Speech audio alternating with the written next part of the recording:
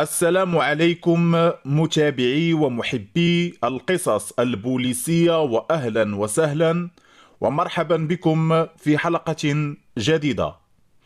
أولا وقبل كل شيء، اللهم صل وسلم وبارك على سيدنا محمد وعلى آله وصحبه أجمعين، وأدعو الله سبحانه وتعالى أن يحفظنا ويحفظكم ويحفظ أبناءنا وأبناءكم من كل سوء وشر. مستمعينا الكرام، جريمة اليوم جرت الأحداث ديالها بمدينة أكادير في شهر أكتوبر من سنة 2010. واحد السيدة الاسم ديالها توريا، فعمرها 54 سنة. هاد السيدة هذه من الجالية المغربية المقيمة بالخارج، وبالضبط كانت كتعيش في إيطاليا. سيدة أرملة، راجلها مدة باش توفى. عندها 3 ديال الوليدات، 2 الولاد ذكور وبنت. وليداتها ب3 كيعيشوا في إيطاليا. توريا الأصل ديالها من مدينة أكادير، عائلتها كيسكنوا في مدينة أكادير. كانت تزوجات بواحد السيد إيطالي، واحد السيد اللي لاباس عليه، وهو اللي كان السبب ديالها حتى مشات لإيطاليا. لما تزوج بها داها معاه لإيطاليا. المهم، توريا عاشت بخير وعلى خير مع هاد السيد، عاشت معاه السعادة والرفاهية. تزادوا عندهم 2 الوليدات وبنت. من بعد مدة ديال 21 عام تقريبا على الزواج ديالهم، شاءت أقدار الله سبحانه وتعالى أن راجلها غادي يتوفى. المهم، السيدة كانت عايشة بخير وعلى خير. وليداتها ب3 تزوجوا تما في إيطاليا. توريا كانت موالفة من الصيف كتجي المغرب. كانت كتجي هي وراجلها لما كان مازال على قيد الحياة. لما توفى الزوج ديالها ولات كتجي بوحدها، كتدوز مدة ديال 15 يوم هنا في المغرب. كتجي كتشوف الحباب، العائلة ديالها، ميمتها، خوتها، اختها، كتجي كتطلع عليهم كذا، كتدوز معاهم ديك 15 يوم وكتمشي بحالها لإيطاليا. هاد توريا بحسب الأقوال ديال العائلة ديالها والناس اللي كيعرفوها، كانت درويشة بزاف، وكانت كتعامل مع الناس مزيان، وكانت كتعاون مع دوك الناس اللي ما عندهمش، اللي ما فحالهمش. السيدة كانت كتصدق بزاف، كدير الخير مع الناس اللي ما عندهمش. كانت كتعطي لهذا، تعطي لهذا، تعطي لهذا، وكانت كتعاون حتى مع ولاد العائلة ديالها، لدرجة أن كاع ولاد عائلتها تقريبا داتهم لإيطاليا، ووقفات معاهم حتى خدموا وقادوا الأمور ديالهم. وقفات معاهم حتى وقفوا على رجليهم كيف ما كنقولوا. السيدة كانت الله يعمرها دار، فكيف ما قلنا كانت كتجي المغرب، كتدوز ديك 15 يوم وكترجع بحالها لإيطاليا. ما كتفوتهاش، ما كتفوتش 15 يوم. وحتى لما كانت خدات واحد البقعة هنا في المغرب وبناتها، ما جاتش كاع وقفات عليها حتى تبنات، لا، خوها هو اللي كان تكلف ليها بديك البقعة حتى تبنات. هي كانت كتصيفط ليه الفلوس، وهو كان مقابل المعلمية وكذا، وكان كيجيب السلعة حتى كملات في الصلاح. فالسيدة كانت كتجي من الصيف المغرب. كانت في الاول ديك 15 يوم كتدوزها عند العائلة ديالها، ولكن لما دارت الدار ديالها ولات كتجي لدارها، كتحط الحوايج ديالها والمسائل ديالها في دارها، كتمشي تشوف عائلتها وكذا، وكترجع للدار ديالها. هاد الدار هادي لتحت دارت 2 المكازات، كراتهم لواحد السيد، دار فيهم هري، دار فيهم واحد المحل كبير ديال المواد الغذائية. وكانت كلفات واحد من خوتها هو اللي تخلص ليها في الكرا.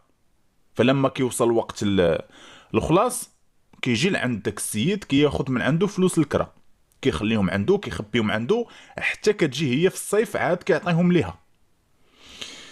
اللي غادي يوقع ان توريا اخر مره جات المغرب كانت معولة تجلس 15 يوم وترجع بحالها، حتى ولات جالسة عام.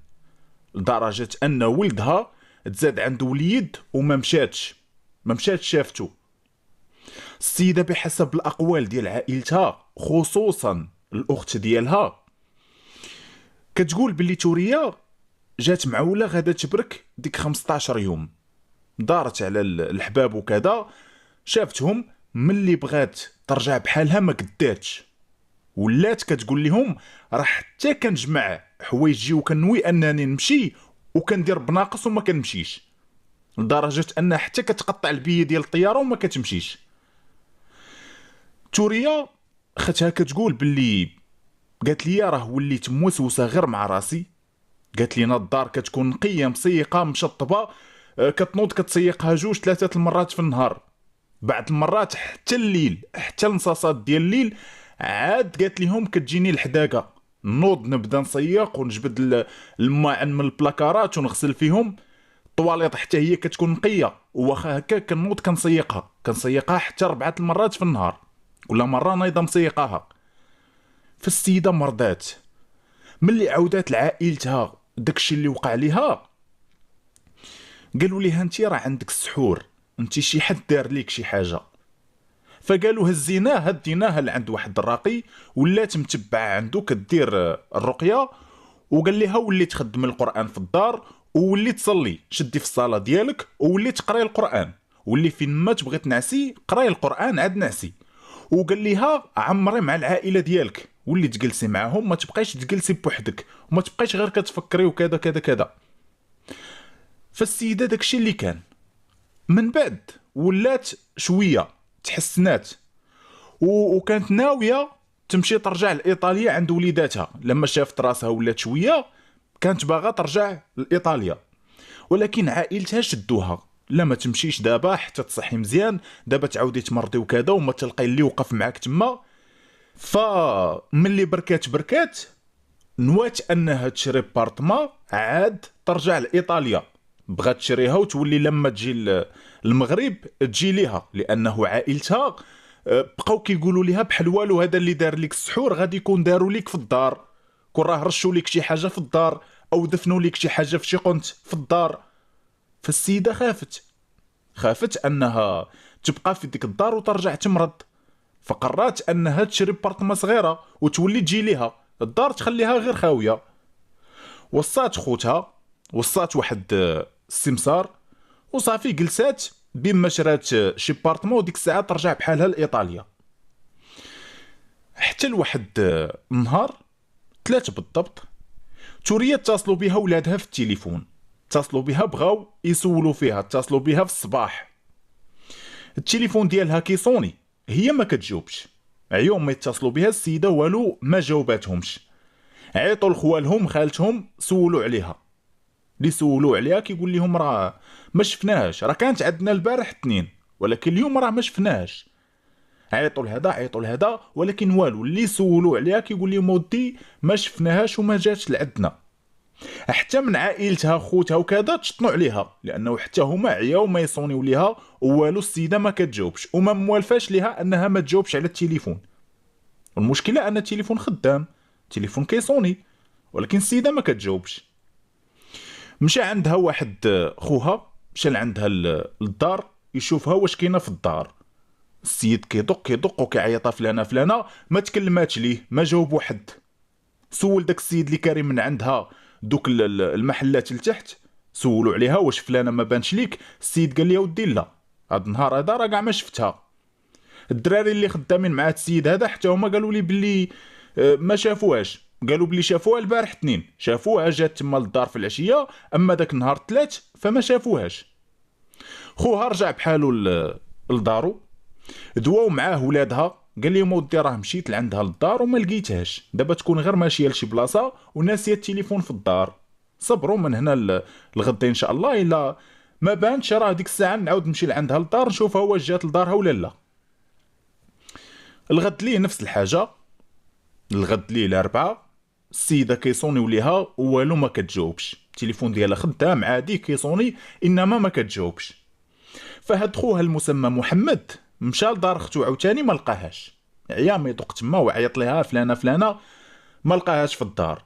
سول عليها السيد اللي كاريه لي، قال لي ودي راه ما شفتهاش لا البارح فاش سولتيني لا اليوم. محمد عيط لخوه المسمى دريس. هاد دريس هذا هو اللي كانت مكلفاه توريه كيتخلص ليها في الكرا وكيخلي عنده الفلوس حتى كتجي هي المغرب. المهم اتصل بيه قال لي ها كاين اختك راه يومين ويا غابره دابا. مشى لعندو لانه توريه مخليه عند هاد الدريس، مخليه عنده الساروت ديال الدار، كانت موصيه مره يجيب شي مره تنظف ليها الدار تما. فجا لعند خو محمد، حلوا داك الباب ديال الدار، طلعوا كيلقاو ختهم في الدار، ولكن كيلقاوها طايحه في الصالون فوق واحد الزربيه. السيده لقاوها في واحد الحاله خايبه بزاف، لقاوها مذبوحه. توريه شي حد قتلها في دارها. علموا الدرك الملكي، فور الإخبارية تعلمات النيابة العامة، انتقلوا جدارمية لعين المكان. لما وصلوا طلعوا للدار، كيلقاو مرة في الخمسينات من العمر ديالها طايحة في الصالون على ظهرها. بانت ليهم باللي السيدة متعرضة لطعنات بآلة حادة موس، والأبشع من هذا متعرضة لعملية الذبح. المرأة مذبوحة من الوريد حتى الوريد. حضروا عناصر الشرطة العلمية والتقنية لعين المكان، داروا المعاينة ديالهم. من خلال محضر المعاينة تبين باللي الضحية متعرضة ل4 ديال الطعنات على مستوى البطن ديالها بآلة حادة موس، ومتعرضة للذبح.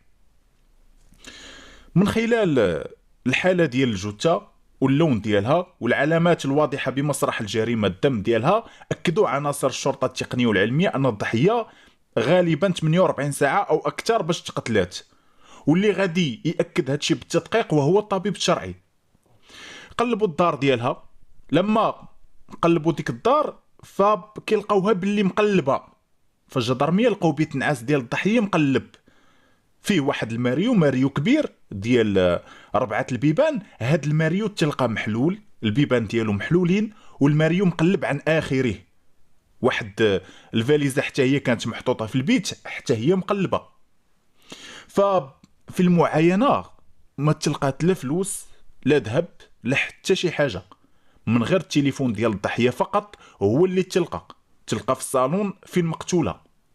هادشي طبعا كيأكد باللي كاين 2 الجرائم وقعوا في هاد الدار هادي، جريمة قتل وجريمة سرقة. واش هذا اللي دخل عليها دخل باش يقتل هاد السيدة باش يصفيها ليها، ومن اللي قتلها شفر داكشي اللي شفر وزاد بحالو، ولا دخل باش يسرق لقاها تما صفاها ليها وزاد بحالو؟ والاهم كيفاش الجاني حتى دخل على الضحيه تهجم عليها ودار فيها هذيك الحاله، خصوصا ان الباب ديال الدار لما تقلب الباب تلقاه هو ما فيه لا اثار ديال الكسر لا حتى شي حاجه. الباب ديال السطح مسدود من الداخل بالساكطه الزكروم، الشراجم عالين، وحتى الا افترضنا ان شي حد دار سلوم باش طلع ليهم فالشراجم فيهم الكرياج، ما كاينش كيفاش يدخل منهم شي حد. واش هذا اللي قتلها شي حد اللي كتعرفوا او شي حد اللي من عائلتها اللي كان معاها في الدار؟ ربما بانوا لي عندها الفلوس او شاف عندها الذهب غدرها، او هذا شي حد اللي عنده الساروت ديال الدار جا ليها في وقت متاخر من الليل، حل الباب ودخل عليها صفاها ليها، هز داكشي اللي هز من الدار وزاد بحالو. او ان السيده كانت مدخله معاها شي حد للدار، شي راجل اللي ربما كانت ما بينها وبينه علاقه غير شرعيه كانت مدخلها معاها للدار، ربما شاف عندها فلوس او ذهب او شي حاجه اللي ساويه الثمن فطمع غدرها قتلها شفر داكشي اللي شفر وزاد. جميع هاد الاحتمالات كتبقى وارده في مثل هاد القضايا. الضحيه من بعد المعاينه واخذ الصور الاحترازيه للجثه ومسرح الجريمه، ومن بعد عمليه رفع البصمات، نقلات الجثه لمستودع الاموات من اجل التشريح. العائله ديالها كيقولوا بلي توريه كتعيش بوحدها في هاد الدار، وقالوا من البارح 3 ويا غابره من ديك 10 ديال الصباح كنصونيو ليها في التليفون كانت ما كتجاوبش. فالسيده من البارح ويا غابره ما شافها حد. الضحيه كانت عندهم نهار الاثنين بحسب الاقوال ديال العائله ديالها، كانت عندهم نهار الاثنين كانوا مجموعين في الدار ديال الوالده ديالهم، كانت هي والام ديالها خوتها وعيالات خوتها. النهار كامل وهي معاهم، العشيه جات بحالها لدارها. فالسيده من تما غبرات. السيد اللي كاري من عندها هو والدراري اللي خدامين معاه، جوج دراري، قالوا بلي شافوها الاثنين لما جات لدارها، جات في العشيه جويه 6 ديال العشيه. من تما ما بقاو شافوها. سولوهم جدارميه واش جات غير بوحدها او جا معاها شي حد، قالوا بلي جات بوحدها. مع ساليتو الخدمه داك النهار، مع سديتو المحل، مع 9:30 سدينا. ما بانش لكم شي حد جا لعندها هنا للدار؟ لا. العائله ديالها سولوهم جدارميه واش الضحيه كانت حاطه شي فلوس في الدار، كان عندها شي ذهب؟ كيقولوا بلي السيده كان عندها الذهب، ديما ملي كتجي لعندنا كتجي لابساه، وقالوا بلي عندها الفلوس. عاد قالوا بلي راه السيده كانت ناويه مؤخرا تشري بارطما على ما قالت لينا، وراه مشات مع واحد السمسار وشافت واحد البارطما وقالت لينا بلي عجباتها وكذا، وكانت غتشريها وعطات العربون السمسار. فمادام هاد السيده هادي كانت غادا تشري بارطما، راه ماشي بعيد ان السيده كانت حاطه الفلوس في الدار، واللي جا قتلها وكذا غالبا عارف بلي السيده حاطه فلوسها في الدار، عندها الفلوس. المهم ان الضحيه في المعاينه ما تلقى عندها لا ذهب لا فلوس، ومادام ان الضحيه كانت باغا تشري بارطما، فراه ماشي بعيد تكون كانت حاطه الفلوس في الدار. وهذا او هادو اللي قتلوها جاو مقصدين لديك الفلوس، يعني عارفين شنو كيديروا، وعارفين ان السيده كتسكن بوحدها، قتلوها، هزوا الفلوس والذهب وزادوا بحالهم. الجدرميه بحثوا مع العائله ديالها، وحتى مع السيد اللي كارم من عندها هو والدراري اللي خدامين معاه. غير هو في الاول جدرميه ركزوا البحث ديالهم مع خوها دريس اللي عنده الساروت ديال الدار. مادام ان الباب ديال الدار كان ما مهرش وما فيش اثار ديال فتح الباب بالقوه، فالباب الى ما حلاتوش هي لهاد المجرم راه تحل بالساروت، واللي عنده الساروت من غير الضحيه وهو هاد خوها. السيد في البحث كيقول ودي انا راه اختي توريه كانت مخليه عندي الساروت غير باش مره نشوف ليها شي وحده تنظف ليها الدار، وداكشي اللي كنت مره كندي شي وحده تنظف ليها الدار. السيد نفى تماما باللي عنده شي علاقه بالمقتل ديال الاخت ديالو. ايه انا مخليه عندي الساروت، ولكن انا راه ما مشيت عندها للدار، ما قربت لها، ما اديتها، ما حتى شي حاجه. بحثوا مع مراته مع بنته، يعني الناس اللي ممكن انهم يهزوا داك الساروت، انما كيقولوا حنا ما قربنا لها ما حتى شي حاجه.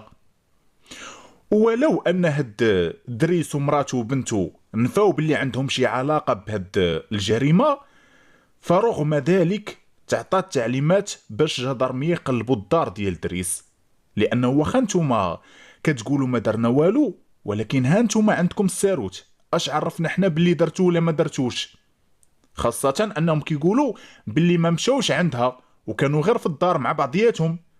قلبوا لهم عناصر الدرك الملكي الدار، قلبوا هنا، انما ما لقاو حتى شي حاجه اللي كتثبت باللي هما عندهم علاقه بهاد الجريمه هادي.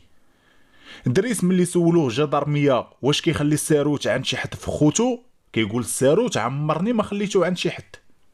فجدرميه بحثوا مع باقي العائله وما توصلوا لحتى شي حاجه، يعني ديك العائله كامله بحثوا معاها ما توصلوا لحتى شي حاجه. اتجه البحث لجهه اخرى، وهو داك السيد اللي كاري عند الضحيه لتحت، كاري من عند هذوك المغازات، بحثوا معاه هو ودوك جوج دراري اللي خدامين معاه. بحثوا معاهم جدرميه معاش كتحلوا الصباح، معاش كتسدوا، ومعاش سديتوا ديك الليله بالضبط، ليله الاثنين، وشكون اخر واحد بقى في المحل، واش كتبقاو حتى كتسدوا مجموعين ولا غير واحد هو اللي كيسد، فين مشيتوا بالضبط بعد ما سديتوا، اخر مره بالضبط شفتوا فيها الضحيه. المهم تم تعميق البحث معهم مزيان. فهاد السيد هذا مول هاد المحل والدراري اللي خدامين معاه كيقولوا بلي حنا كنحلوا مع 7 ديال الصباح وكنسدوا مع 9:30 ل10 ديال الليل، ونهار اثنين راه سدينا مع 9:30 ديال الليل، وراه كنبقاو كاملين حتى كنسدوا، كندخلوا ديك السلعه وكنسدوا المحل، واللي كيسد يعني اللي كيدير القفوله وكذا هو مول المحل. واخر مره شفنا السيده كيقولوا راه شفناها نهار اثنين جويه ديك 6 ديال العشيه، من تما ما بقينا شفناها. وقالوا بلي السيده جات وطلعت لدارها، جات بوحدها طلعت لدارها، نفس الكلام قالوا هما كاملين، وكيقولوا باللي ملي سالوا خدمتهم مشاو للديور ديالهم، يعني غير سدوا داك المحل مع 9:30 مشاو المنازل ديالهم. طبعا جدارمية تأكدوا من الأقوال ديالهم، وعلى حساب الكلام ديال هاد الناس السيدة الضحية مع 6 نهار اثنين مع 6 كانت على قيد الحياة، وهذيك آخر مرة تشافت فيها. ورغم الأقوال ديالهم ورغم أنهم ناكرين تكون عندهم شي علاقة بهاد الجريمة، وكيقولوا كلام واحد، يعني الكلام اللي كيقول السيد مول المحل كيقولوه الدراري اللي خدامين معاه، رغم ذلك بقاو في البحث. لانه شكون قال باللي نتوما خليتو السيده حتى طلعات لدارها، وصلات 7 8 كذا دقيتو عليها حلات لكم الباب دخلتو صفيتوها ليها؟ لانه ما بين 6 والوقت اللي كيسدوا فيهم المحل عندهم الوقت الكافي انهم يرتكبوا هاد الجريمه هادي. فهاد الناس بقاو في البحث. جدارمية جابوا حتى داك السمسار اللي ضد الضحيه شافت البارتما في البحث معاه، كيقول ايه انا السيده جات لعندي قالت لي باغا تشري شي بارتما، ديتها وريتها 2 البارتمات، وحده منهم عجباتها قالت لي غادا ناخذها. تفاهمنا على الثمن، جبدات لي ديك الساعه 1000 درهم 20,000 ريال، عطاتها لي كعربون. خدات من عندي النمره، خديت من عندها النمره، وبقى بيناتنا التليفون. السيد في البحث كيقول انا السيده ما كنعرفش حتى دارها فين جات، انا ما كنعرفهاش فين كتسكن، وانا يلا عرفتها غير هاد الايامات وما عنديش لاش نقتلها. فهاد السمسار انكر باللي عنده علاقه بهاد جريمه القتل اللي تعرضت ليها الضحيه. بحثوا مع جدرميه فين كنتي فين مشيتي فين جيتي، ما وصلوا لحتى شي حاجه. البحث مع السيد اللي كاري عندها والدراري اللي خدامين معاه حتى هو ما وصل لحتى شي نتيجه. خوتها وعائلتها ما وصلوا معاهم الجندارم لحتى شي حاجه. تقرير الطبيب الشرعي اكد باللي الضحيه مقتوله ليله الاثنين. توصلوا جدارميه بتقرير رفع البصمات المتحصل عليها من مسرح الجريمه. هاد التقرير هذا غادي يجي بمفاجاه، غادي تلقاو بصمات ديال 2 الناس عندهم علاقه بالضحيه وكيعرفوها مزيان. الاماكن اللي ترفعت منها البصمات كتورطهم مباشره في الجريمه، لان البصمات ديالهم تلقاو في بيت النعاس ديال الضحيه، وتلقاو في الصالون فين مقتوله الضحيه، وتلقاو على الماريو اللي محلول ومقلب. هاد البصمات كانت ديال ولد خو الضحيه، خوها المسمى عبد الكبير، يعني خوها اخر من غير محمد ودريس اللي ذكرنا، والام ديالو، والبصمات ديال مرات هاد عبد الكبير امة الدري المسمات صافيه. البصمات كانت ديال الدري وامو، وهاد الدري وامو راه بحثوا معاهم جدرميه قبل ونفاو، نكروا باللي هما عندهم شي علاقه بهاد الجريمه، وقالوا حنا ديك السيده ما كنمشيوش عندها للدار، حنا مره وحده اللي مشينا لعندها للدار، من تما ما بقينا مشينا لعندها. وقالوا بلي ديك المره اللي مشاو عندها للدار هي ملي يلاه بنات الدار ديالها وكملاتها في الصلاح وجات من طاليان، هي فاش مشاو لعندها شافوا الدار وكذا، اما من تما ما بقاو مشاو لعندها، وهي اللي كانت موالفه كتمشي لعندهم للدار. ملي كتجي الضحيه من ايطاليا كتمشي لعندهم للدار. فصافي ملي تلقات البصمات ديالهم في مسرح الجريمه ولا كل شيء واضح وبين. جابوهم الجندارم وجهوا لهم تهمة القتل والسرقة. البصمات ديالهم في مسرح الجريمة فما لقاو ما ينكروا، واعترفوا بالجريمة ديالهم، لأنه عرفوا راسهم باللي حصلوا ما بقى ما يتخبى. بحسب الاعترافات ديالهم فاللي خلاهم يقتلوا هاد السيدة هو الحقد والحسد والكره اللي كانوا كيكرهوها، والطمع وعداوة دفينة من طرف واحد. واللي خلق هاد العداوة وداك الكره، وهذا ما بين الأسباب اللي خلاهم يقتلوها، أن الضحية تقريبا دات كاع ولاد خوتها وشي ولاد عائلتها لإيطاليا، وصلت حتى لعند هاد الدري هذا وقالت لباه ولمو لا ما نديهش، لانه هاد الولد هذا في الاصل ما تابتش، شمكار الدري مبلي فيه صداع فيه المشاكل، فخافت انها حتى تديه ويتسبب لها في شي كارثه، يتسبب لها في شي مشكل. قالت لوالديه باش هي تبقى بعيده على الصداع، قالت لهم ما نقدرش نديه، نخافوا يخلق لي شي مشكل تما، وانتم عارفين الدري ولدكم اشنو كيسوى. باه لانه عارف ولده اش كيسوى قال لها ما عليك والو اختي. الام والدري لا، الام علاش تقول على ولدي فيه صداع والمشاكل مال دوك اللي دات حسن منه، فالام كيف ما كنقولوا حنا بالدارجه ديالنا بقات هازه في قلبها من جهتها. الدري خلاص، الدري ولا كيبان ليه ما بينه وبين طاليان غير ديك عمتو اللي ما بغاتش تديه، خصوصا انه كيشوف ولاد عمامو اللي مشاو ترقعوا ولاو احسن، وحتى هاد ولاد عائلته حتى هما عيا معاهم باش يشوفوا كيفاش يديروا حتى يديو تما، ما كاينش اللي بغى يديه. كيقولوا ليه الا خصاتك شي حاجه ديال الحوايج سبرديلات او شي حاجه راه نصيفطوهم ليك، اما باش نديوك راه ما عندناش كيفاش نديروا ليك. الدري حقد، الام حتى هي حاقده على المراه، وكتزيد تحقد اكثر ملي كتشوف السيده جات ولابسه الذهوبات وكتجبد الفلوس تعطي لهذا وتعطي لهذا ومهليه في راسها اللبس وكذا. فهاد صافيه كانت كتحسدها على داك الخير اللي عايشه فيه، وكتشوف باللي المراه عندها دار كبيره، الدار غير خاويه، عندها الذهوبات الفلوس، عاد زيد انها ما بغاتش دير ليها ولدها لايطاليا. فبسبب هادشي كانوا باغيين يخرجوا على المراه، كانوا باغيين يهلكوها في صحتها، هي وهاد ولدها اللي مشارك معاه في الجريمه، كانوا باغيين يمرضوها وكانوا باغيين يسطيوها. فشنو داروا في الاول؟ اتجهوا للسحر والشعوذه بحسب الاقوال ديالهم، داروا ليها التوكال وداروا ليها حتى سحر الجنون، مشاو عند شي مشعوذ وداروا ليها داك العجب. وفاش جات هاد المره الاخرى الضحيه جات المغرب، السيده وجدات الماكله وقالت للراجل عبد الكبير خذ ضحيه عرض على اختك، عيط على اختك تجي لعندنا للدار.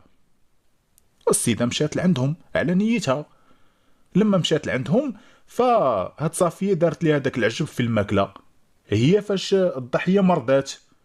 ولكن من بعد، يعني من بعد ما بدات كتعالج شويه بشويه، بدات كتصح من داك الشيء اللي داروا ليها، غاديين يفكروا في حاجه اخرى وهي القتل. واللي خلاهم يفكروا في القتل وهو داك الطمع، يعني زادوا طمعوا في المراه لما بانت الفلوس ديال البارتما وباللي غادا تشري بارتما، طمعوا، يعني تزاد طمع على داك الحقد والحسد والكره اللي كانوا كيكرهوها. فمشاو لعندها، استغلوا ان خوها عبد الكبير راجل هاد صافيه خدام الليل، السيد كيخدم في واحد لوزين، سيمانه كيخدم من 6 للجوج، وسيمانه من 2 ل10، وسيمانه من 10 ديال الليل ل6 ديال الصباح. فالسيمانه اللي السيد ولا خدام الليل غير خرج هو مشى لخدمته، خرجات هي وولدها مشاو لعندها للدار، مشاو لعندها مع جويه 10 ديال الليل، دقوا عليها السيده طلات عليهم كتلقى غير مرات خوها وولد خوها جاو لعندها للدار، فحلات عليهم، حلات عليهم دخلاتهم للدار، جلسوا في داك الصالون، لهاو السيده بشويه الهضره حتى امنوها مزيان. من بعد ناض ليها الدري وامو شدوها قتلوها. الدري جبد موس جنويه من تحت الحوايج ديالو وضرب عمته، خشى في هذاك الموس مره وجوج وثلاثه وربعه، فعطاها 4 ديال الطعنات، وباش يفضيو معاها بمره ذبحها، والام شاده معاه.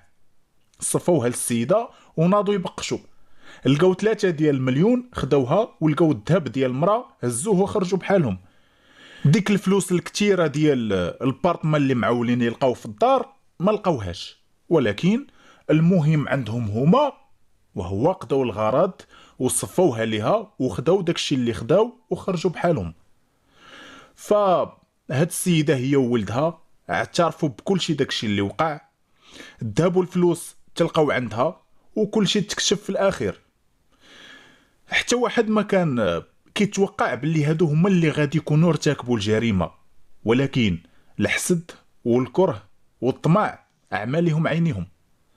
من بعد الاعترافات ديالهم تقدموا للمحاكمة من أجل جناية القتل العمد مقرون بالسرقة، وتحكموا هما بجوج الأم وولدها بالسجن المؤبد. مستمعينا الكرام، كانت هذه هي النهاية ديال هذه الحلقة.